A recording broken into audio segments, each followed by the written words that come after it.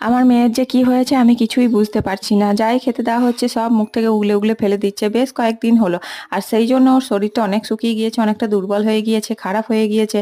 আর কি করব কিচ্ছু বুঝতে পারছি না। তার মধ্যে দুদিন আগে হঠাৎ করে রাত্রে 102-3 জ্বর এসেছিল। আর সকালে শরীরে দানা দানা কি বেরিয়েছিল কিচ্ছু বুঝতে পারছি না। আমরা তো মনে করেছি হাম জ্বর, সঙ্গে সঙ্গে ডাক্তারের কাছে গেলাম। ডাক্তার বলছে এটা তো হামটাম কিছু নয়, নর্মালি জ্বর এসছে, আর শরীরে নাকি মানে প্রচন্ড গরমের জন্য এই দেখো এই র্যাশগুলো হয়েছে। তো তোমাদের কি মানে কিছু জানা আছে এরকম হয়? কিচ্ছু বুঝতে পারছি না, পুরো মুখে, পেটে, পিঠে, পায়ে হয়েছে। আমার তো মানে ডাক্তার দেখানোর পরেও অনেকবার, 2-3বার চেক আপ করলাম, ডাক্তার দেখানোর পরেও মানে মনে সন্দেহ থেকেই যাচ্ছে, বুঝতে পারছি না। লোশন টোশন দিয়েছে, মাখাচ্ছি, একদিন হলো, দেখি আরো কিছুদিন। তোমরা একটু কমেন্টে বলো এরকম কি হয়ে থাকে। প্রচন্ড টেনশন আছে, কি করব কিছুই বুঝতে পারছি না।